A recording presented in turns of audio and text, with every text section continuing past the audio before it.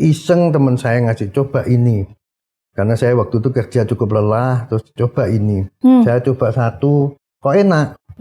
Mata melek, badan sehat. Berlangsung besoknya coba lagi satu. Lama-lama akhirnya dari satu menjadi 3. Dari 3 menjadi 5. Dari 5 menjadi nyoba yang lain. Nyoba jenis lain. Sampai akhirnya saya ketergantungan yang sangat luar biasa dengan narkoba yang mempengaruhi kehidupan saya.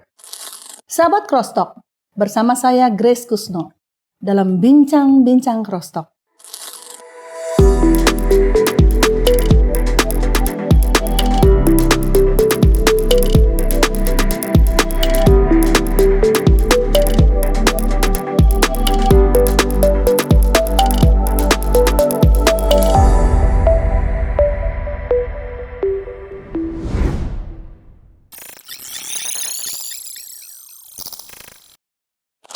Kali ini kita kedatangan narasumber yang kesaksian hidupnya sungguh menjadi berkat pada saat saya mendengar apa yang mereka alami dalam kehidupan mereka. Berat sekali dan begitu banyak tantangan yang tidak mudah dihadapi secara manusia. Tapi kalau kita melihat saat ini, mereka bisa ada di tempat ini bersama-sama dengan kita. Itu semua karena kasih karunia Tuhan. Saya perkenalkan kedua narasumber kita saat ini.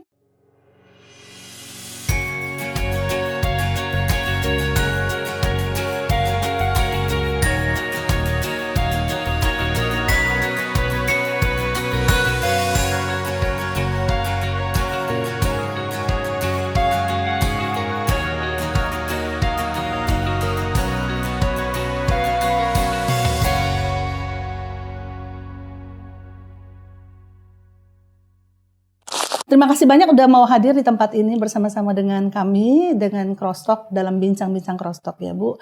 Kami sangat ingin bahwa kesaksian hidup Bapak dan Ibu yang saya sempat dengar saat kita ngobrol bersama. Sesungguhnya begitu mau diungkapkan itu adalah sesuatu yang luar biasa ya. Tidak semua orang mau mengungkapkan kekelaman masa lalu mereka. Padahal kekelaman itu sebenarnya bisa dipakai Tuhan untuk jadi inspirasi bagi orang lain. Jadi Bapak Ibu sekali lagi terima kasih dan mungkin awal-awalnya bisa memperkenalkan diri dulu. Saya bersyukur atas kesempatan ini karena kami boleh membagikan kisah hidup kami. Memang bukan untuk membuka sebuah aib, tetapi ini kami persembahkan demi kemuliaan nama Tuhan. Karena kami ada hari ini hanya karena Tuhan. Nama lengkap saya adalah Wardani Indriati. Memang betul sekali Ibu. Nama itu jarang dipakai. Saya biasa dipanggil Iin sejak kecil. Tapi sebetulnya nama itu adalah pemberian dari papa saya dan artinya begitu indah. Artinya adalah apa yang didambakan selalu terjadi. Wah, amin. Apa yang didambakan selalu tercapai. Tapi papa ada ngomong, selalu tercapai iya, tapi proses menuju ke sana di situ yang akan berliku. Jadi di balik nama yang indah itu, yang artinya indah dan harapannya indah, semua bisa tercapai, ternyata ada juga untuk mencapainya tidak mudah. Tidaklah mudah. Tapi pada akhirnya saya akan mencapai apa yang saya harapkan. Intinya di situ. Nah, saya dilahirkan sebagai anak bungsu dari 2 bersaudara. Jadi hanya ada saya dan kakak saya. Dan keluarga baik-baik aja, Bu? Dari kecil memang keluarga juga semua udah Katolik atau bagaimana? Iya, dari kecil Katolik, jadi saya lahir juga sebagai orang Katolik dan mama saya adalah orang yang sangat, maksudnya pendoa ya. Jadi dari kecil saya selalu melihat gitu bahwa mama saya ada sesuatu itu selalu lari kepada Tuhan. Gitu kan. Yang dicontoh. Ya, kalau anak itu kan melihat, dia mencontoh apa yang dilihatnya, bukan apa yang dikatakan, seperti itu. Pak Ludwig gimana Pak? Lahir dari keluarga, ini Pak Ludwig sangat bule ya kalau saya lihatin. Saya lihat Pak Ludwig wajahnya kayak orang keturunan asing pastinya. Iya. Silakan Pak Ludwig. Nama lengkap saya Ludwig Arthur Laibahas. Nah tuh. Artinya saya kurang tahu, tapi kata banyak orang sih Ludwig itu keras, Ludwig itu batu karang atau apa, Arthur itu King Arthur ya, orang yang keras juga. Jadi istilahnya 2 nama yang mengartikan keras itu kumpul jadi satu. Jadi memang jadi orang yang dari kecil mungkin karena Tuhan kasih saya kebetulan wajah yang lumayan ya. Kalau menurut waktu kecil itu wajah yang lumayan seperti cewek ya dulu. Sekarang aja rambutnya habis ya. Sekarang juga lumayan kok Pak. Ya. Itu dari kecil saya ngalamin yang namanya bullying tentang wajah saya itu. Karena saya kayak perempuan, terus saya kebetulan dianggap laki kok cantik ya seperti itu. Jadi saya dari kecil ngalami bullying sangat luar biasa dari teman-teman sekolah dulu. Jadi membuat saya jadi orang yang keras kepala. Kalau ngomong juga banyak kerasnya, banyak kasarnya. Seperti itu. Saya lahir dari keluarga lumayan mampu. Papa dulu punya jabatan cukup bagus di perusahaan negara, di salah satu perusahaan BUMN seperti itu. Kami 7 bersaudara, saya anak nomor 3. Dari lahir kami memang sudah dididik secara Katolik. Keluarga papa saya kebanyakan juga 70%, 80% Katolik semua. Jadi memang kami dididik dari kecil Katolik, dibaptis waktu bayi, seperti itu. Jadi saya anak nomor 3. Selebihnya kehidupan saya waktu kecil, selain di sekolah ya, kehidupan kami sangat bagus lah. Seperti nggak ada masalah di dalam keluarga, nggak merasa juga dibully di keluarga, nggak Pak? Atau waktu itu lahir wajahnya sampai sekarang sih masih kelihatannya. Jadi maksudnya cantik atau manis gitu kayak lebih, makanya sedikit seperti perempuan mungkin. Apa karena orang tua pengen punya anak perempuan? Setahu saya dulu waktu kecil mama suka ngunciri rambut saya seperti perempuan karena kakak saya pertama perempuan, kakak kedua laki, terus mama hamil lagi keguguran. Terus saya mungkin waktu itu karena habis perempuan laki, mama berharap perempuan lagi ya. Seperti itu. Jadi pas saya laki terus adik saya perempuan. Jadi urutnya setelah itu urutnya sama. Adik saya perempuan, yang nomor 5 laki, yang nomor 6 perempuan, yang nomor 7 laki. Seperti itu. Jadi kalau ditanya apakah saya diperlakukan seperti perempuan, saya kurang ingat. Cuma saya yang ingat dulu sering dikuncirin rambutnya di atas kayak cewek itu loh. Kalau ke sekolah juga digituin? Enggak kan? Oke, emang cantik manisnya salah itu aja dibully ya Pak? Dimulai salah satu yang membuat saya menjadi perokok berat dalam hidup saya. Saya mulai merokok itu kelas 6 SD. Itu karena saya pingin bibir saya coklat. Karena bibir saya merah sekali. Jadi merah sekali kayak cewek, jadi seringkali digodain seperti itu. Jadi saya akhirnya kok lihat orang merokok tuh bibirnya bisa coklat, bisa hitam ya. Jadi makanya saya alasan pertama saya pengen merokok itu karena itu. Dan benar jadi coklat Pak? Iya memang kan coklat juga ya. Iya masih sisa ping-pingnya. Ya karena mungkin sudah berhenti merokok cukup lama ya. Aduh puji Tuhan. Oke Pak Ludwig. Jadi sebenarnya tidak punya masa lalu. Ibu In juga masa kecilnya istilah katanya aman lah dari keluarga yang rukun, gitu, yang bahagia, tidak dibeda-bedakan kasih sayang sama orang tua gitu kan, diperlakukan. Itulah rumah tangganya harmonis gitu ya. Seharusnya memang dari kecil memiliki karakter yang kita tidak tahu bahwa setelah beranjak dewasa mengalami perubahan atau beranjak setelah bersuami istri ya Bu. Oke, mungkin bisa ceritakan Bu In, jadi bagaimana Pak Ludwig ketemunya? Ketemunya terus terang, jadi waktu itu saya sekolah dari TK, SD, SMP itu selalu sekolah Katolik ya. Jadi Pak Ludwig juga sekolahnya? Saya sekolahnya sekolah Katolik terus sampai SMA lulus itu sekolah Katolik terus. Ini saya lihat nih kan cantik, ganteng. Pasti banyak pilihan tuh waktu itu. Kenapa tuh milih yang ini gitu loh Pak? Dia yang ngejar saya.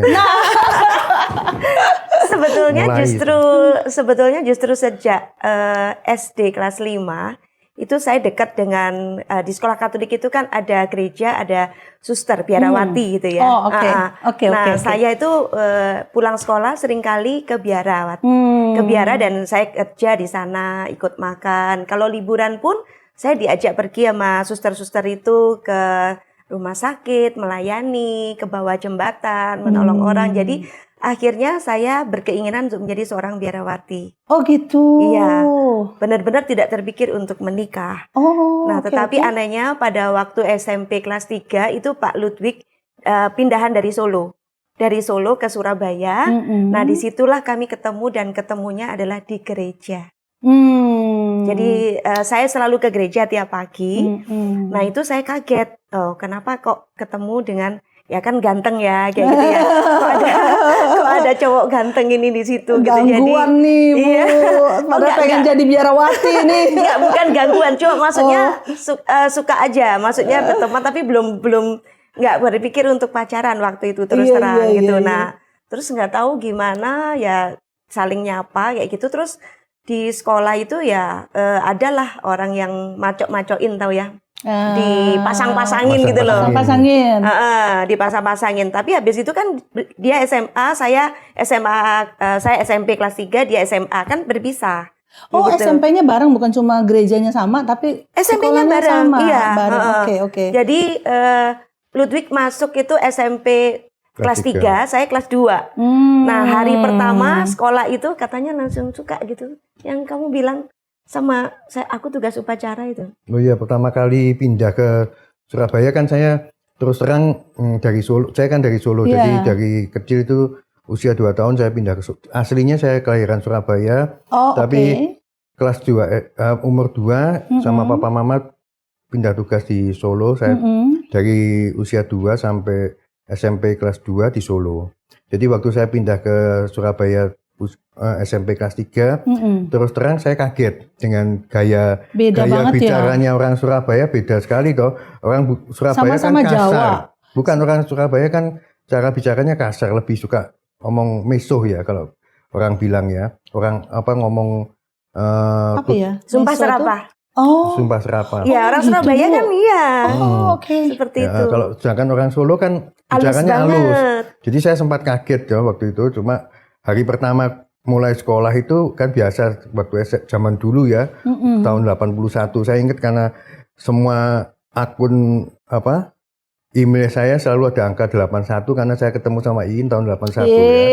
Nah, jadi romantis, Pak. Waktu hari pertama masuk sekolah kan upacara tahun segitu kan selalu upacara bendera. Upacara bendera. Ya ini dia jadi pembawa itu loh, protokol upacara. Iya. Jadi kan otomatis di depan, jadi kan saya lihat ya itu saat pertama saya lihat saya senang. Jadi itu. Siapa senang duluan, siapa kejar duluan? Tadi kata Bapak yang ngejar yang ini, Pak. Saya senangnya kenapa? Karena heran saya kok ada perempuan rambutnya bawa speaker gitu loh. Rambutnya Iin dulu tuh gini terus model peluntung ke dalam. Saya mikir kok ini kayak Mbak speaker seperti itu. Speaker. Oke. Jadi semua seems to be fine ya Bu ya. Sampai menikah pun aman-aman aja kan? Ya, aman-aman aja. Tapi kita sebetulnya nggak pernah, maksudnya gini. Kami nggak pernah pacaran. Iya.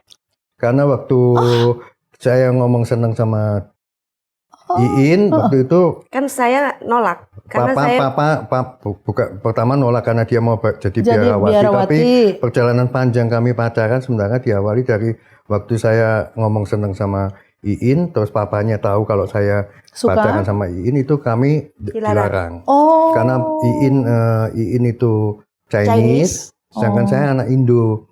Nah, anak Indo itu kan terkenal pertama playboy, nakal, tukang berkelahi seperti Kasihan itu. Sekali. Ya, kecenderungan anak Indo seperti itu di Surabaya itu seperti itu. Karena memang ada geng yang khusus Indo itu memang ganteng-ganteng semua, tapi ya tukang berkelahi, tukang minum, tukang segala macam buat onar. Merasa lebih itu. Dari yang lain kali. Jadi waktu itu papanya enggak suka sama saya. Karena rambut saya panjang, saya pakai anting-antingan. Seperti itu. Aduh. Anting-antingan peniti lagi, bukan anting-antingan bagus. Peniti setan. Aduh. Pasang di sini. Jadi saya pakai tindih ini semua buat sendiri, bukan ditindik di seperti itu. Tapi nggak langsung Bu Grace. Jadi waktu awal ketemu di gereja itu masih kan anak Solo kan, jadi rapi. Terus kayak maksudnya pendiam kayak gitu loh. Jadi terus waktu kemudian dia bilang suka, saya bilang, oh saya mau jadi biarawati. Jadi kan ketolak. Nah setelah itu baru dia berubah. Karena jadi bergaul dengan orang-orang tersebut ya? Iya, jadi mulai pakai anting-anting, kebut-kebutan di jalan. Nah, karena ditolak itu Pak, jadi begitu ceritanya. Saya mikirnya gitu. Iya, mikirnya gitu. Jadi akhirnya Bu Iin kasihan? Iya, bukan kasihan, tapi saya merasa Kan kita kan suka surat-suratan karena kan nggak boleh pacaran toh. Istilahnya backstreet lah ya. Kita tuh sepanjang sampai dengan menikah itu kita backstreet gitu loh. Nah itu surat-suratan 8 itu tahun backstreet. 8 tahun. Waduh. Suratnya masih ada dikumpul di rumah masih segini segunung. Dan selama 8 tahun nggak pernah dengan yang lain? Enggak ya. Paling ya itu balik. sebenarnya sangat teruji ya. Iya, betul. Cintanya sangat teruji loh. Ini Crosstalk ini ngomong semua jujur atau boleh? Kalau Bapak berkenan. Kalau ngomong jujur lebih baik kita bicara apa adanya tentang, karena kita bicara kan tadi sebelumnya kita berdoa ya. Kembali lagi sebagai anak Indo kan playboy selalu. Nah, saya memang tetap senang sama Iin, tapi karena enggak diizinin ya saya sempat deket dengan beberapa cewek, tapi enggak sampai saya cinta senang. seperti ke Iin. Saya senang itu enggak, karena selama 8 tahun terbukti kami berdua tetap sama walaupun enggak jarang ketemu, sampai dia lulus SMA, sampai dia lulus kuliah itu saya enggak pernah melakukan apapun yang di luar batas. Di luar batas seperti itu. Karena merasa ada komitmen itu lah ya.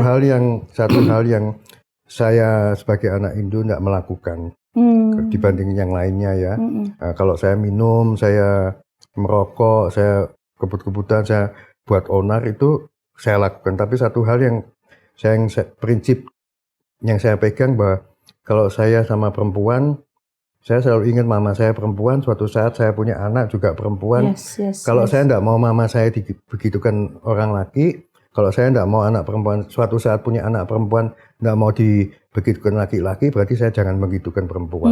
Itu yang prinsip yang saya pegang selama hidup ini. Bagus banget, Pak. Bagus banget. Iya, jadi setelah dia berubah itu saya kaget gitu, karena yang saya tahu, yang saya kenal pertama seorang Ludwig itu hatinya lembut gitu loh. Hatinya lembut. Jadi pada waktu dia jadi anak dalam tanda kutip itu kita nyebutnya dulu anak berandal gitu ya. Saya ada perasaan, ada feeling loh. Ini habis ditolak kok langsung jadi begini. Jadi saya ada merasa bimbang ya. Ada merasa bimbang. Kemudian ada satu kejadian momen waktu itu dia nabrak orang di jalan sampai meninggal. Tapi meninggalnya bukan karena ditabrak, tapi karena jantung. Orangnya udah tua. Gitu. Nah, tapi di sekolah saya waktu itu saya masih SMP 3 kan, itu diumumkan keras-keras gitu loh. Jangan meniru kakak kelasmu itu. Nggak punya SIM, naik kendaraan, naik motor, nabrak orang di jalan sampai meninggal. Disebutin namanya. Saya kaget gitu loh. Nah, di situ saya mulai kepikiran dia gitu. Terus kepikiran apa yang dialami ya, karena kan waktu itu dalam tanda kutip kayak dibawa ke kantor polisi kan, seperti itu gitu loh, berhari-hari gitu. Jadi saya kok kepikiran terus saya nanya sama pembimbing rohani saya, kok saya punya pikiran nggak bisa dilepaskan dari Ludwig ini.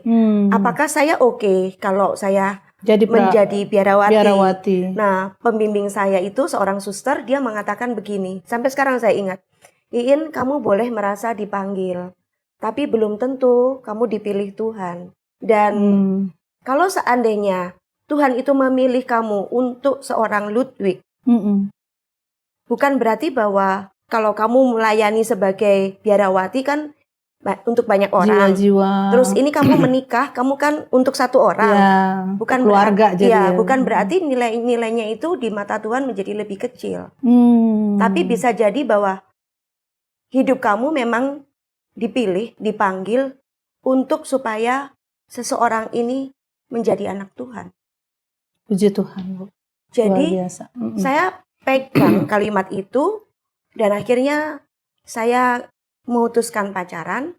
Backstreet, betul. 8 tahun.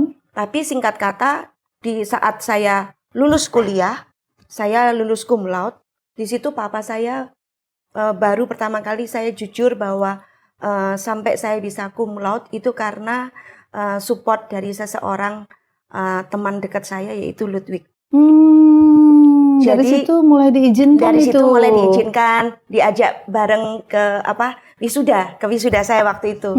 Kayak gitu. Nah, itu mulai papa terbuka. Tapi Ludwig akhirnya berbuat terima. apa membantu bisa lulus cum laude, Pak? Karena mencintai saya. Ada targetnya jadi ya. Saya sempat kuliah juga tapi nggak lulus. 2 kali kuliah bersamaan. ekonomi sama fakultas hukum. Saya sempat kuliah 2 itu, tapi saya tidak lulus dua-duanya. Kenapa? Karena dulu kan belum ada handphone ya.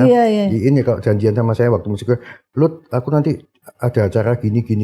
Kamu ada kuliah enggak? Enggak ada, libur. Padahal kuliah dia madol. Jadi setiap dia butuh apa, saya akan selalu sediakan waktu. Seperti itu. Saya enggak peduli ada jam kuliah atau jam masuk. Bagi saya enggak penting. Yang penting Iin urusannya selesai semua dulu.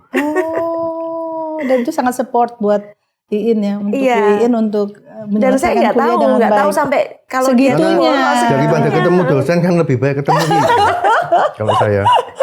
Oke Bu, nah kenapa, singkat kata lah ya, kemudian akhirnya boleh diizinkan menikah ya. Setelah lulus kuliah langsung menikah gitu Bu? Kami menikah sebetulnya karena saya waktu itu SMA ya. Iya, SMA. SMA itu ditemukan mengidap tumor payudara. Jadi dokternya itu mengatakan bahwa tidak ada jalan lain, ini harus diangkat payudaranya. Terus saya bilang jangan. Kalau jangan, kamu berarti istilahnya mau percayakan sama Tuhan ya. Iya, pokoknya jangan diangkat karena kan saya belum menikah gitu loh. Jadi sama dokternya ya udah kalau gitu kamu harus cepat menikah supaya kamu bisa menyusui. Karena kalau kamu menyusui itu bisa nggak muncul lagi tumornya gitu. Karena waktu di biopsi tumornya ternyata ganas. Ganas ya. Jadi makanya harus langsung diangkat sebetulnya gitu. Nah dari situ akhirnya saya ngomong papa itu akhirnya itu waktu kerja ya. Waktu kerja bukan SMA. Bukan SMA, waktu kerja. Nah itu terus akhirnya papa mengizinkan ya udahlah. Walaupun baru disetujui belum terlalu lama gitu, akhirnya ya udah nikah aja gitu. Tapi papa saya walaupun terlambat ya menerima seorang Ludwig ini, kan saya membuktikan bahwa kan dulu papa ngomong gini, kamu jangan pacaran sama anak itu, penampilannya aja kayak begitu, anak berandal kayak gitu, nanti kamu jadi ikut-ikutan, kamu nanti nggak lulus kuliah gitu kan. Nah ternyata kan saya membuktikan bahkan lulus cum laude. Nah di situ papa merasa bahwa Ludwig ini anak baik. Nah sejak itu papa saya itu terima Ludwig dan sangat percaya. Jadi kami kemana-mana tuh papa izinkan dan betul-betul papa pegang satu hal. Papa percaya Ludwig orang baik. Dan memang Ludwig tidak pernah melanggar kepercayaan papa saya itu. Sampai kami menikah. Kemudian sesudah menikah kenapa kondisi jadi berubah gitu kan? Sampai Pak Ludwig akhirnya kita tahu bersama ya. Sampai jatuh di dalam drugs ya. Iya. Kenapa bisa sampai seperti itu? Jadi sebetulnya saya juga tidak menyangka ya. Itu di usia 4 tahun pernikahan kami. Gitu. Nah, saya karena dengan Ludwig punya satu prinsip, kita menikah harus keluar rumah. Itu prinsip kami. Kami tidak mau lagi di rumah orang tua. Gitu. Nah, jadi ya kami berjuang sama-sama kerja. Ludwig kerja, saya juga kerja. Nah, kami betul-betul fokus di pekerjaan karena tidak kepingin membebani orang tua. Karena harus ngurus rumah tangga dari awal kan. Dari awal kami menikah langsung keluar ke rumah baru. Istilahnya seperti itu. Rumah yang kami beli dan dibantu juga dengan papa mama. Nah, di situ saya fokusnya pada karir saja. Saya nggak memperhatikan suami. Karena saya pulangnya malam-malam, kerjanya di bank. Dan langsung dapat jabatan naik terus begitu. Gitu. Nah, sampai satu kali, ini dari sisi saya ya, Bu Grace ya. Karena saya tidak pernah mencurigai apapun. Saya cuma tahu suami saya merokok. Seperti itu. Kalau minum itu waktu SMA kuliah itu sudah ketahuan dan sering ketahuan dan saya minta untuk berhenti. Jadi akhirnya berhenti gitu kan. Nah, tapi kalau rokok memang itu perokok berat dari dulu gitu. Nah, jadi pada waktu saya melihat alat-alat bong, itu alat untuk sabu itu ya. Nah, itu saya cuman tanya, itu apa? Terus Ludwig bilang, oh ini filter supaya rokoknya nggak ngerusak paru-paru gitu. Oh ya udah, saya tuh polos banget gitu loh.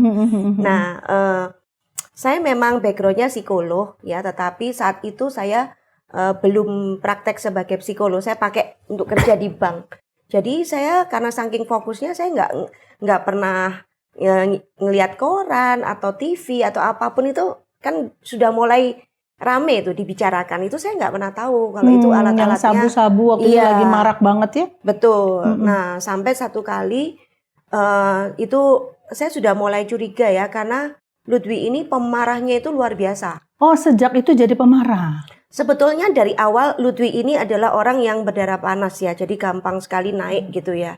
Nah, itu saya sudah tahu gitu kan. Nah, dan setiap kali istilahnya oke lah seperti itu. Nah, tapi kok kenapa pada saat memasuki usia pernikahan yang ke-3, ke-4 itu emosinya tuh semakin tidak terkontrol.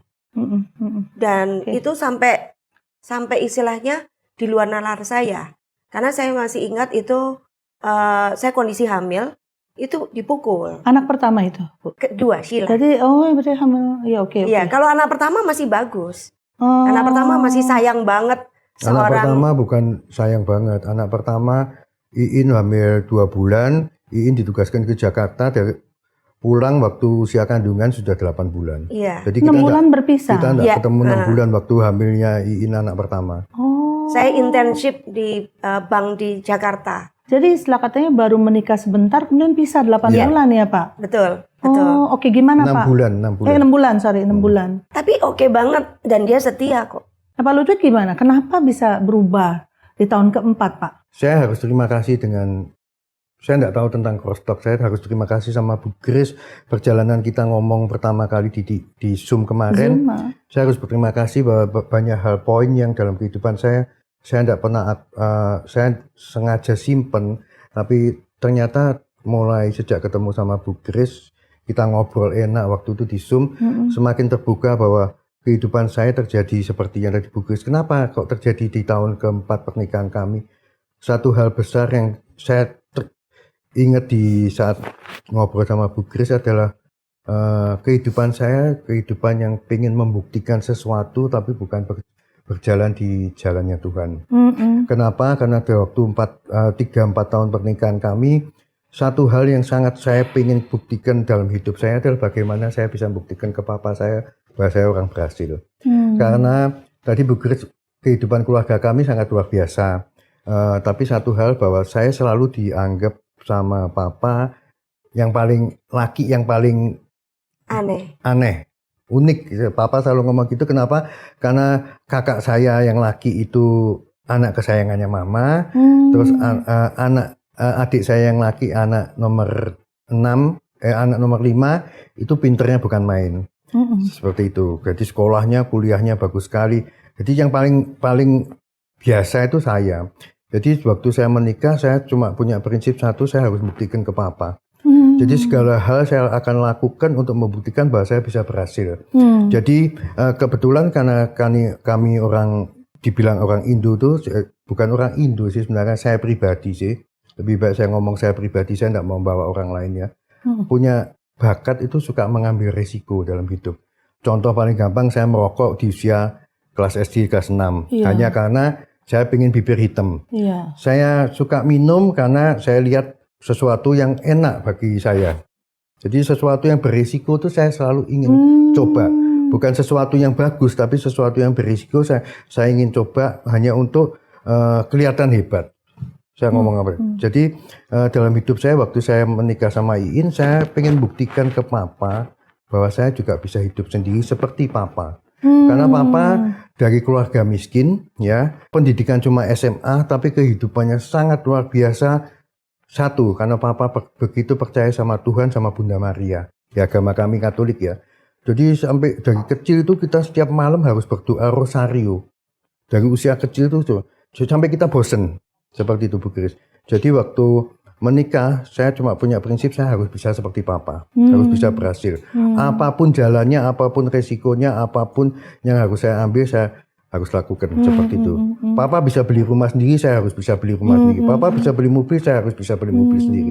Jadi waktu itu karena saya secara pendidikan tidak terlalu tinggi, saya juga tidak terlalu pintar. saya melakukan pekerjaan yang saya mampu berdasarkan otot saya, berdasarkan nyali saya, berdasarkan keberanian saya. Jadi waktu saya menikah, Iin punya jabatan, pekerjaannya bagus, saya pekerjaannya biasa, saya mencari cara bagaimana bisa menghasilkan uang besar. Terus terang, saya mengerjakan bisnis angkutan minyak seperti itu ya. Tapi pekerjaan itu membutuhkan fisik yang luar biasa, karena selain juga entertain, juga selain itu juga kehidupan malam ya. Pekerjaannya bisa dari pagi ke pagi, jadi akhirnya saya kena narkoba itu sebenarnya kesombongan lagi lah Bu Grace. Kesombongan saya waktu itu saya lihat lingkungan saya tuh pakai sabu, pakai inek, itu saya ngomong, saya ngucap, makanya jadi manusia tuh jangan pernah sombong dalam kehidupannya. Kalau sepertinya kalau kita itu yang paling baik. Waktu itu saya sempat ngucap di antara lingkungan saya, kalian tuh jangan pakai narkoba, untuk apa sih? Aku nggak akan pakai narkoba. Saya terus ngomongi orang untuk jangan pakai. Pada satu titik, saya nggak akan pernah bilang Tuhan mencobai saya. Karena segala sesuatu yang buruk itu bukan Tuhan mencobai saya, tapi Tuhan ingin saya belajar dalam kehidupan saya. Waktu itu iseng teman saya ngasih, coba ini. Karena saya waktu itu kerja cukup lelah, terus coba ini. Saya coba satu, kok enak. Mata melek, badan sehat. Berlangsung besoknya, coba lagi satu. Lama-lama akhirnya dari satu menjadi 3. Dari 3 menjadi 5. Dari 5 menjadi nyoba yang lain. Nyoba jenis lain. Sampai akhirnya saya ketergantungan yang sangat luar biasa dengan narkoba yang mempengaruhi kehidupan saya. Satu hal yang terjadi itu bukan karena cobaan Tuhan, tapi karena Tuhan ingin mengajak saya untuk belajar bagaimana melewati hidup itu dengan jalan yang benar. Itu sih, menurut saya pribadi seperti itu yang terjadi. Itu seperti ada suara yang ngomong, kamu lihat di kantongnya. Saya buka kantongnya dan saya ketemu serbuk putih. Tapi saya juga nggak tahu ini apa. Kan saya kan polos gitu loh. Saya tanya ke teman kerja di bank dan saya tanya, ini apa? Oh, itu sabu. Kaget saya. Proses saya kan banyak teman yang tanya kan, kok kamu bisa kuat gitu loh. Betul. Kenapa kamu nggak tinggalin aja suamimu? Kamu sudah dipukulin bertahun-tahun kayak gitu. Betul. Kenapa kamu harus pertahankan gitu loh? Kamu masih cantik, kamu masih oke. Banyak yang mau sama kamu gitu loh. Sahabat Crosstalk, agar kesaksian ini dapat menjadi berkat kepada lebih banyak orang, yuk like and share kesaksian ini kepada keluarga dan teman-teman lainnya. Bagi sahabat Crosstalk yang diberkati melalui kesaksian ini, mari berbagi di kolom komentar. Dan subscribe agar tidak ketinggalan kesaksian-kesaksian lainnya.